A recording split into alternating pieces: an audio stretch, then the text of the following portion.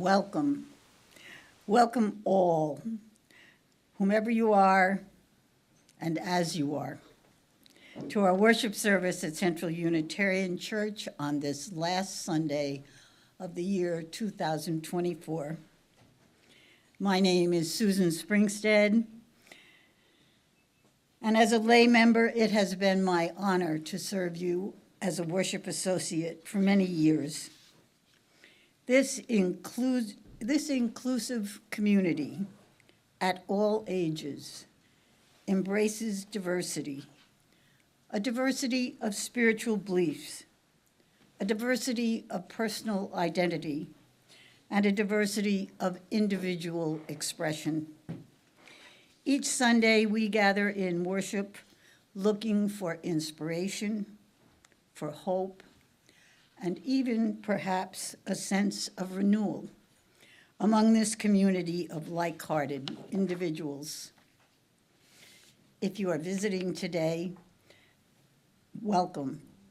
And if you have not already done so, please be sure to see our welcome hosts, who are Joan and Gay. They were the ones who gave you a program when you came in this morning.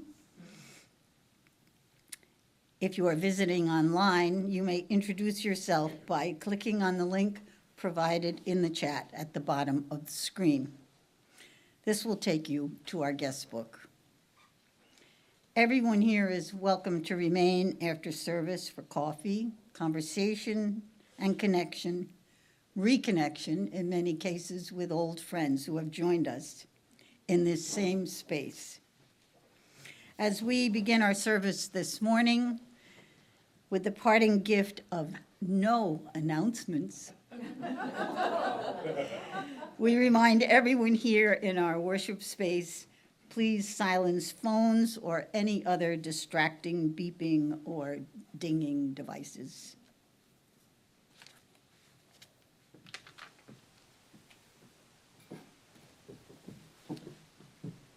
Now let us move more deeply into our service. I invite you to turn to those near you and give them a hearty hello and welcome. Good morning. Good morning.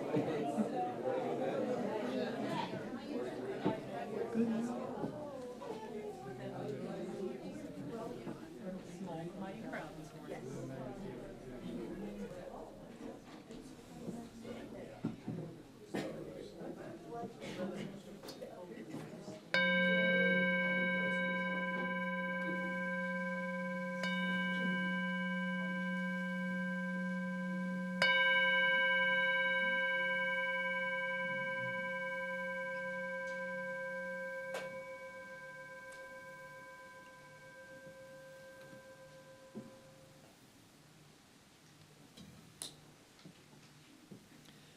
Hanukkah, the Jewish Festival of Lights, began the evening of Wednesday, December 25th, and ends at sundown on January 2nd.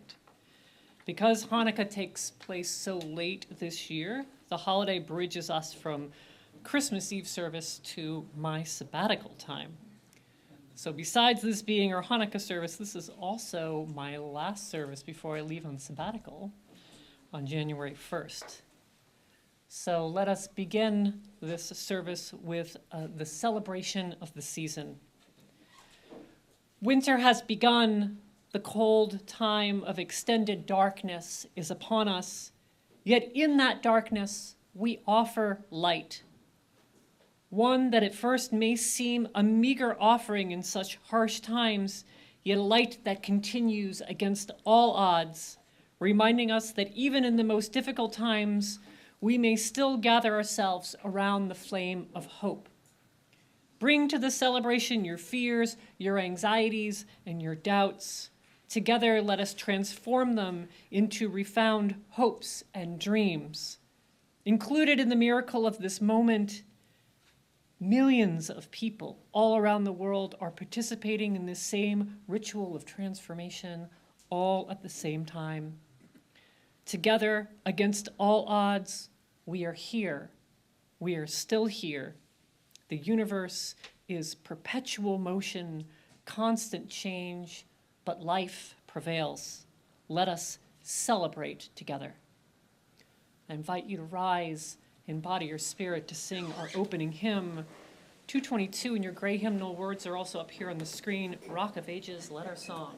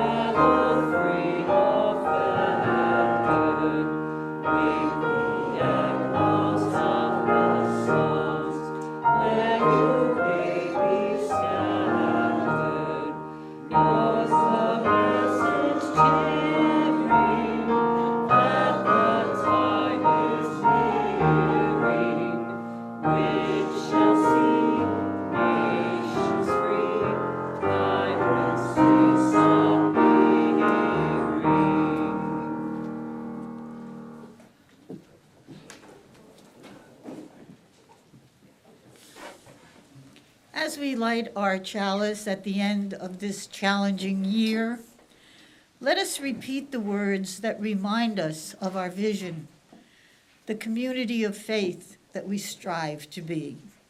Join me.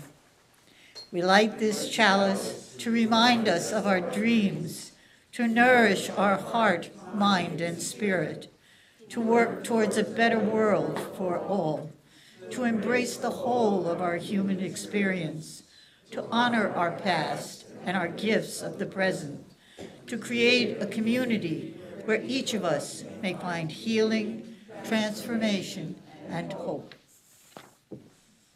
And I'm now going to invite Pam Zeldin and Jeff Merrigan up to help us light our menorah this morning.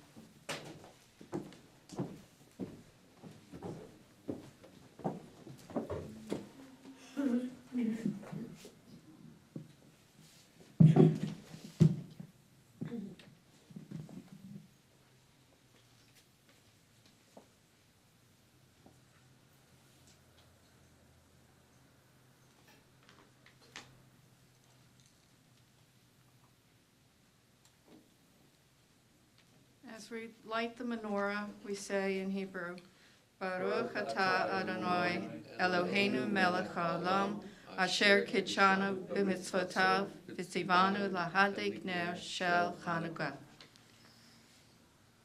And then we have a prayer adapted from Rabbi Warren Stone.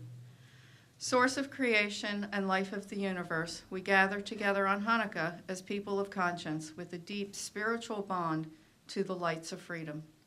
We are grateful for the inner might of the Maccabees, who fought to reclaim a Jerusalem in despair and rekindle the lights of human freedom.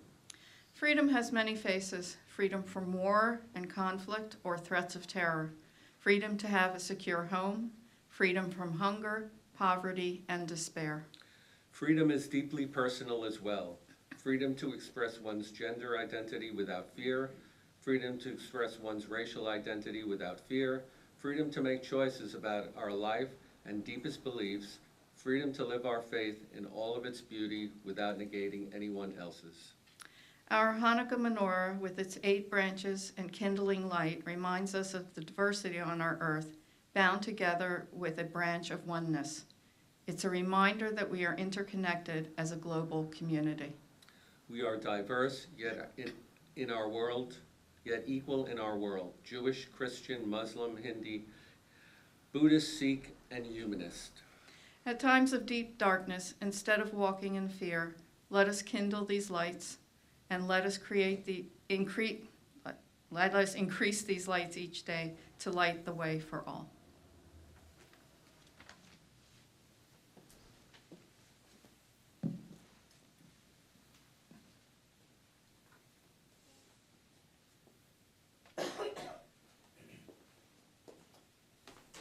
Today we share the story of Hanukkah as told by Rabbi Sarah Safadim. Long ago, before even our grandparents' were alive, the land of Israel was ruled by a king named Antiochus. King Antiochus counted many Jews among his subjects, and they lived their lives according to Jewish custom and tradition. And at the time, they worship at the ancient temple in the city of Jerusalem. The temple was the holiest of holy places, the center of Jewish life. But King Antiochus did not want to rule over a nation of many religions and many cultures. He wanted to rule one nation with one religion and one culture. He wanted all people of his land to live the way he lived and pray the way he prayed, according to Greek customs. And this meant that he did not want the Jewish people to dress differently or worship differently or eat differently. Under King Antiochus, the practice of Judaism was completely abolished. He forbid the Jews from celebrating Shabbat and forbid the Jews from observing the festivals. He also forbid the Jews from reading or studying Torah. But perhaps worst of all, King Antiochus forbid Jewish worship in the temple. And he turned the holy temple into a place that became very unholy, making a real mess by setting up idols and altars to the Greek gods inside. Many Jews were afraid for their lives, so they felt forced to follow the king's orders. But one group of brave souls decided that they would not submit to the king. They would not worship foreign gods or give up their Jewish way of life. This group was called the Maccabees, and they were determined to take back their temple and defend their religious freedom. The Maccabees were led at first by a man named Matthias, and later by his son Judah. Compared with the king's army, they were small in number, but they were mighty in spirit. With faith and relentless determination as their guides, the Maccabees won a stunning victory over the king's army. They fought hard, and against all odds, they won. The Maccabees successfully took back the temple from King Antiochus, but they were heartbroken to discover that the king had not taken care of their holy space. They got to work cleaning and purifying it, and they removed all the statues and altars that the king had set up inside. They lovingly cleansed every inch of the temple. And then, on the 25th day of Kislev, the Maccabees held a glorious rededication ceremony. The word Hanukkah means dedication, and it comes from the moment when the temple was triumphantly returned to the Jewish people. The most famous story about that rededication comes from the Talmud, which says that when the Maccabees walked into the temple, they only found enough oil to light the menorah or lamp for one day. But miraculously, that small amount of oil lasted for 8 days, which is exactly how long it took to get new oil. Today, the celebration of Hanukkah lasts 8 days in honor of the miracles that occurred so many years ago. 8 candles in the menorah are lit, 1 candle the first night, 2 the second night, and so on. With every Hanukkah candle we light, we illuminate the most important message of all, that we must always work to find light in the darkness, and we must always work to keep the light of religious freedom burning for all people and for all time.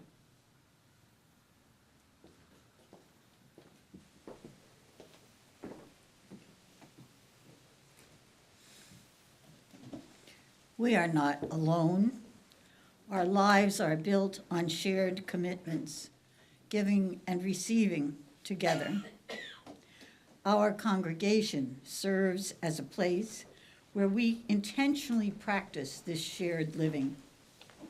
Here, we remind ourselves that we are indeed forever interdependent, even in a culture that overemphasizes independence. One of the ways that we practice our dependence and our dependence on each other is through our congregation's finances, which depend on the contributions of members and friends. We pause each week to recognize this particular form of sharing and giving what we can, when we can, to support our mission and our vision. Your contribution helps every one of us to grow, to serve, and most importantly, to live our lives centered on love.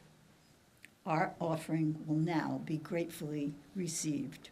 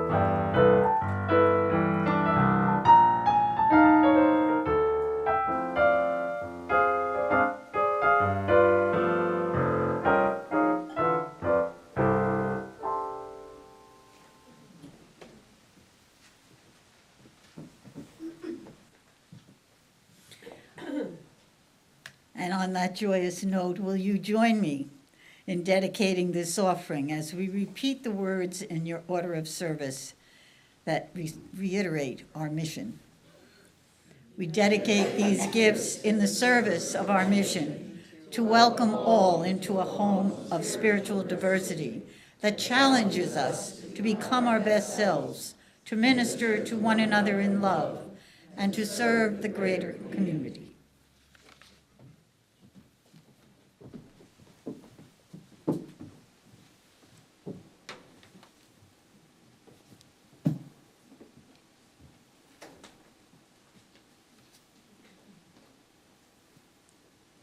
We now take a moment to share the joys and sorrows of this community. This is something we do together each week as a way of caring for each other. I don't have any written joys or sorrows submitted by the congregation, but I have a few that I would like to lift up myself. I will then read out loud any joys or sorrows submitted by those of you online. So if anybody online has a joy or sorrow to share, please type that in the chat now. And then I'll come back to this room and invite you to name out loud anybody else you are holding in your heart this morning. We'll enter into a moment of silence and then into a moment of prayer. So let us prepare ourselves.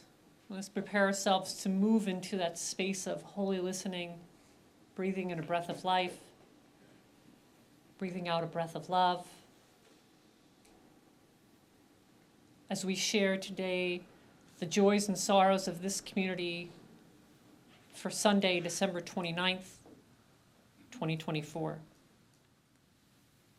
Now I invite you to share out loud the name of anybody else you're holding in your heart this morning.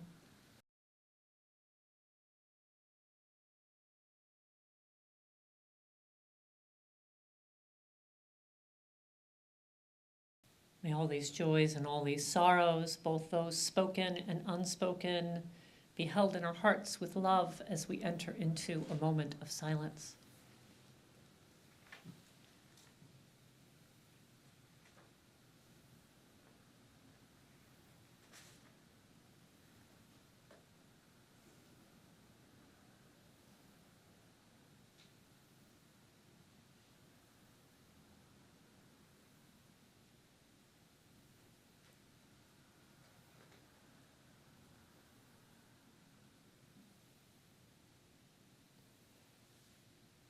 Dear God, beloved, Spirit of life, one of many names and no names,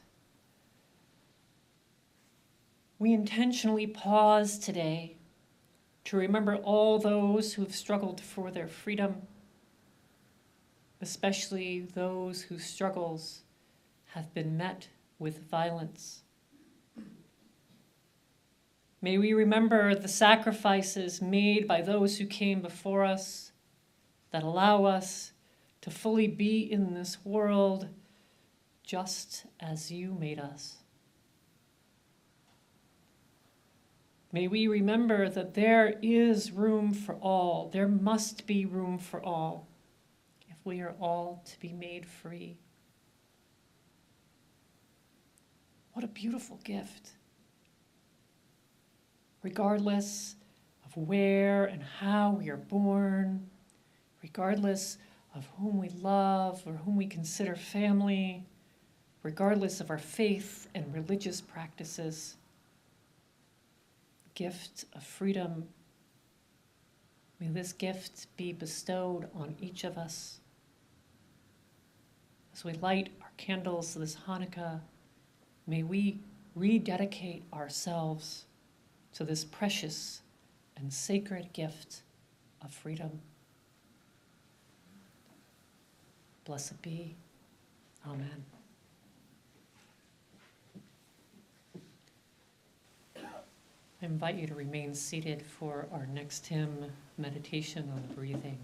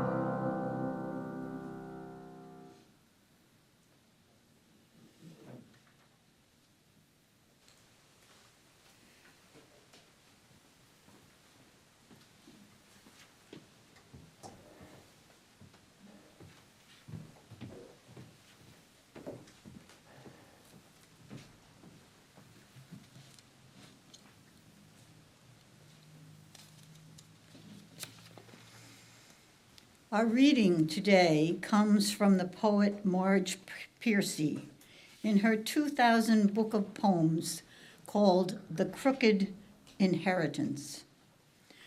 The name of this particular poem is Season of Skinny Candles. A row of tall, skinny candles burned quickly into the night air. The shamash raised over the rest for its hard work. Darkness rushes in after the sun sinks like a bright plug pulled. Our eyes drown in night, thick as ink pudding, when even the moon starves to a sliver of quicksilver. The little candles poke holes in the blackness, a time to eat, fat and oil, a time to gamble for pennies, a time to gamble around the table, a light and easy holiday, no disasters, no repentance. Just remember and enjoy. The miracle is really 8 days and nights without trouble.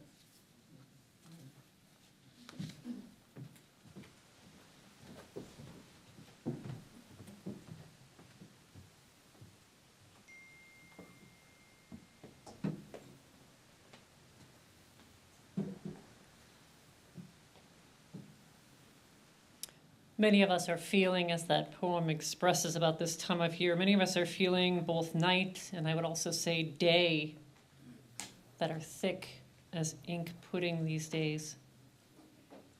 At times like this, our faith tradition and our faith community can be like the tall, skinny candles poking holes in the darkness.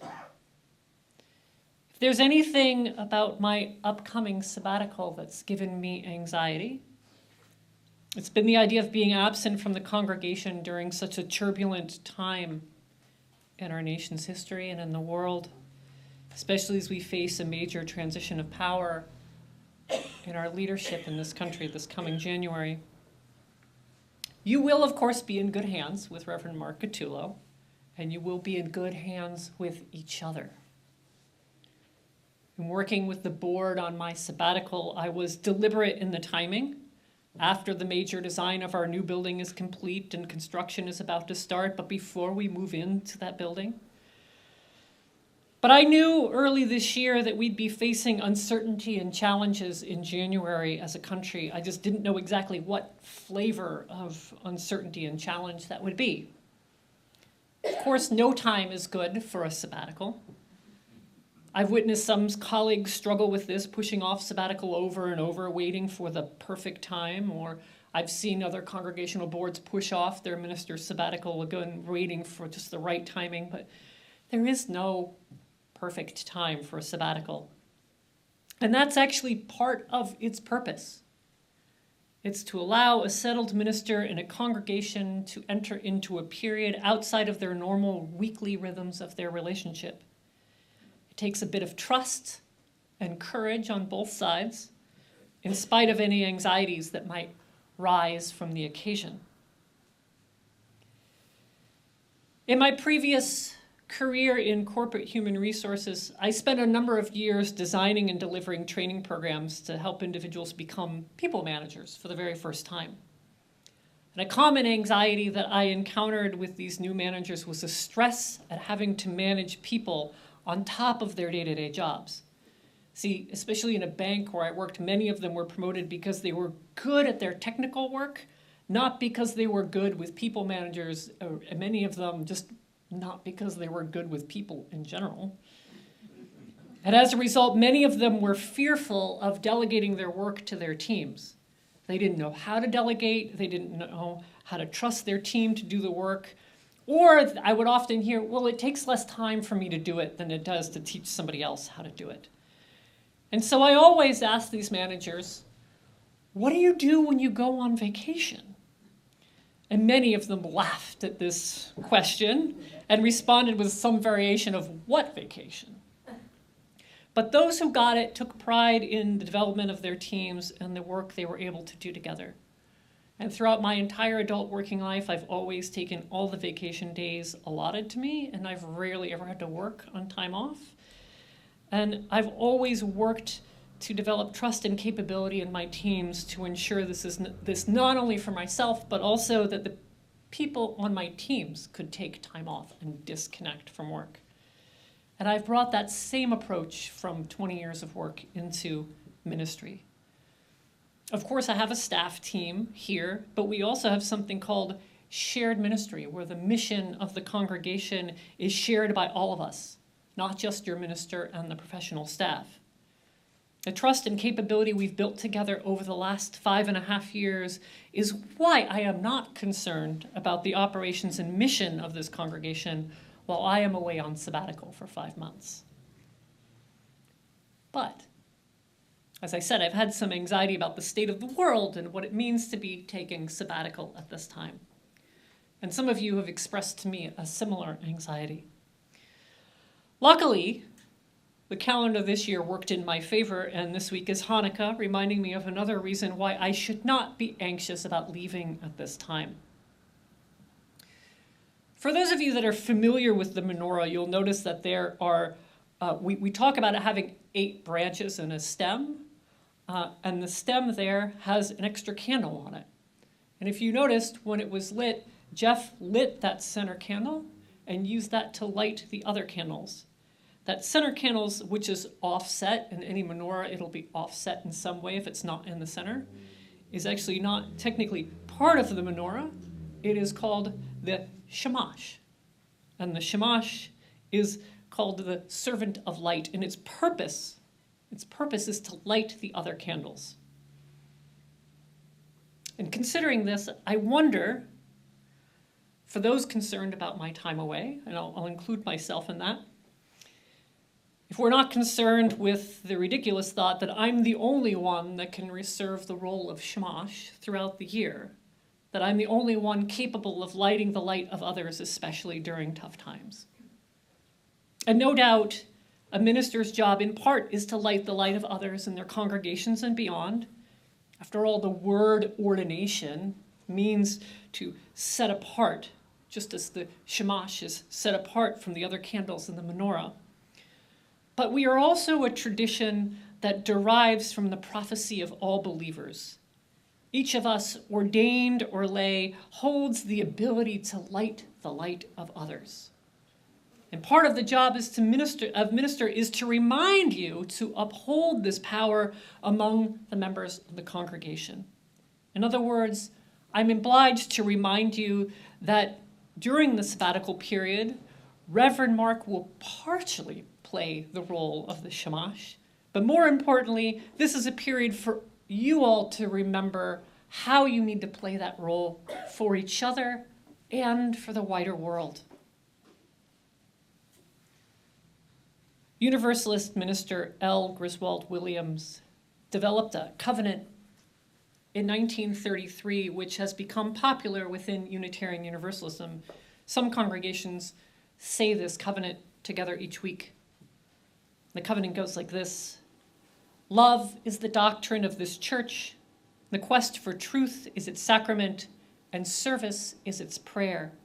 To seek knowledge and freedom, to serve human need, to the end that all souls shall grow in harmony with the divine, thus do we covenant with each other and with God. What an inspiring covenant that continues to remind us of our ability to light the flame of truth, peace, and freedom and love. It's not a passive covenant.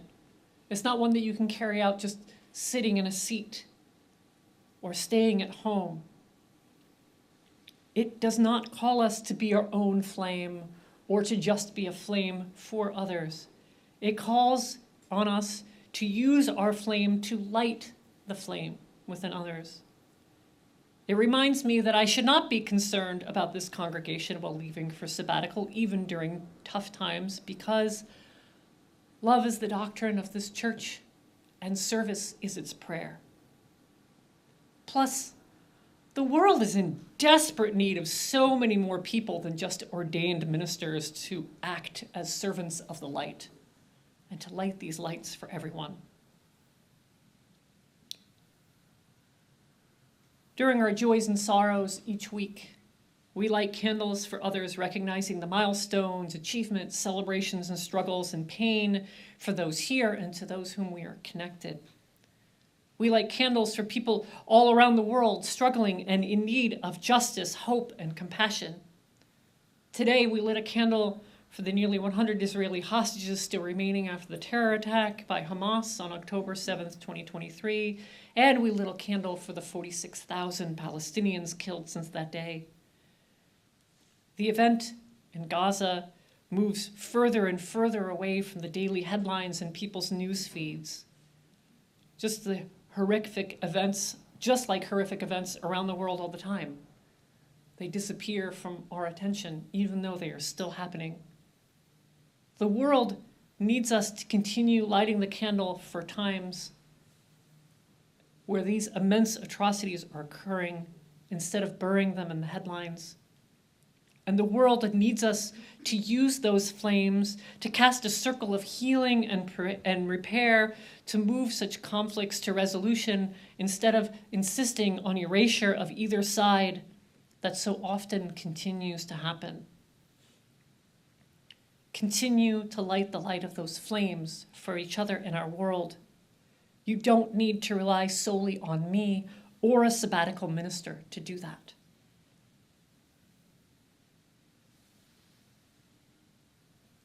Like the Shamash, I'd like to lift up one more thought this morning. Piercy ends her Hanukkah poem by conveying the lightness of the holiday. A time to eat fat, she says, and oil, time to gamble for pennies and gamble around the table, a light and easy holiday, no disasters, no repentance. Just remember and enjoy. The miracle is really 8 days and nights without trouble. Hanukkah is indeed a celebration, one that is always needed in the dark. Even a people experiencing relentless prosecution, especially people experiencing relentless prosecution that may feel like they will never have their freedom, that against all odds they need to fight and struggle. They need times of lightness and joy, days and nights without trouble. When the world feels as heavy as it feels at this moment, we all need such times. Part of helping to kindle the light of others includes creating spaces for joy and celebration with each other. Don't lose sight of that. Unitarian Universalism at its best brings that joy and celebration in with its activism and work for social justice. But it can become so overly focused on service and prayer, for service as a prayer, that we forget to take time to celebrate, either on Sunday mornings or beyond. I have to be honest, when I first arrived at CUC, there was something about this congregation that I still can't put my finger on that felt really heavy. You were excited to have a new called minister, but something felt heavy. There was so much uncertainty about your future in many different ways. You've been struggling in a number of ways with your ministerial relationships, with your building, with your finances. It felt heavy. And perhaps I'm wrong, but I've sensed that many of you, it wasn't easy to find joy as far as the congregation is concerned. And we lost some people because of that. But I've sensed a shift over the last 5 years as we've been working together, a lightness in our work together, even as hard as it's been. Don't lose that. Consider part of your sabbatical time a celebration that of all the work that we've done together and the fact that you are in a place where you can offer a sabbatical to your minister. Don't make the sabbatical time a rest for me and a burden and extra work for the rest of you. Find ways to celebrate the joy and the lightness of what you've achieved as a congregation, and use that as a way of continuing to light the flame with each other. And so this week, whether you're celebrating Hanukkah and lighting the menorah each night or not, consider the crucial role of the Shamash. During the time when many of us are feeling as if both night and day are as thick as ink pudding, may we all be like the tall, skinny candles poking holes in the darkness. May we all follow the examples of the Shamash, undertaking the hard work of passing our light to those who need it most. May we find time for lightness and joy so that we may all be rejuvenated in order to take on that hard work. And may we each, in our own way, be servants of the light.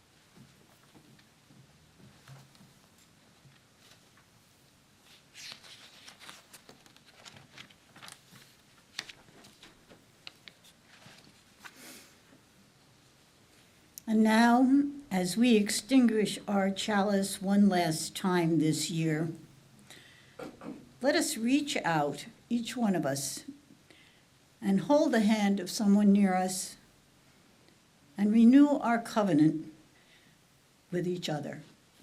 The words are in your order of service.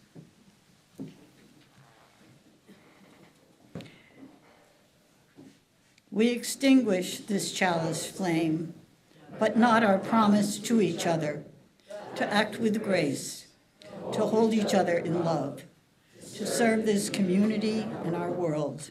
This promise of the heart serves as a reminder of how we live together. May it bring joy to our collective lives. And please rise and embody your spirit for joyous celebration in our closing hymn. One of my favorites for this time of year from Peter Yarrow, from Peter, Paul, and Mary, Light One Candle.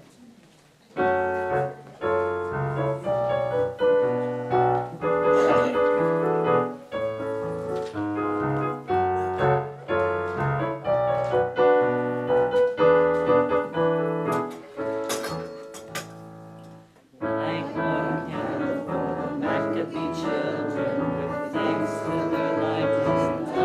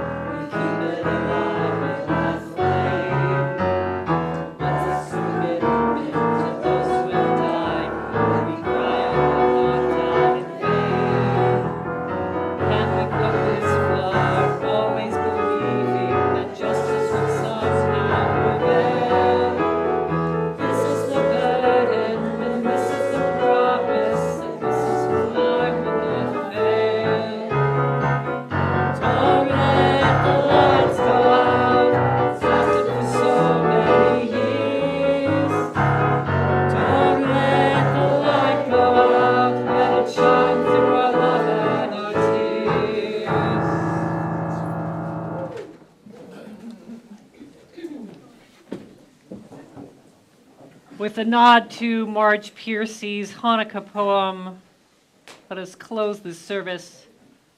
Many of us are feeling as if both night and day are thick as ink pudding. Yet we all have the ability to act like the tall, skinny candles poking holes in the darkness. May we all follow the example of the Shamash, undertaking the hard work of passing our light to those who need it most. Blessed be, and amen.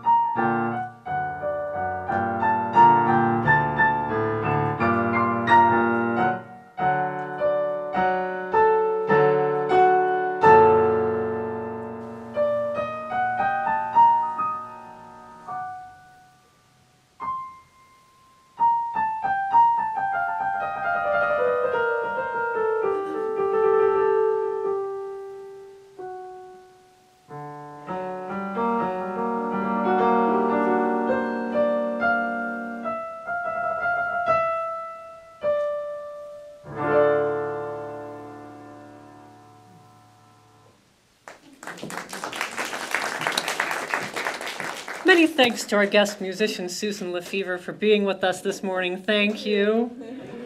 Thank you to Susan Springstead for being our worship associate, for Phil Sosinsky for being on tech. Thank you to Annette and Joseph Mahawk for hosting Coffee Hour. Please stay and join us for Coffee and Connection, and Happy Hanukkah.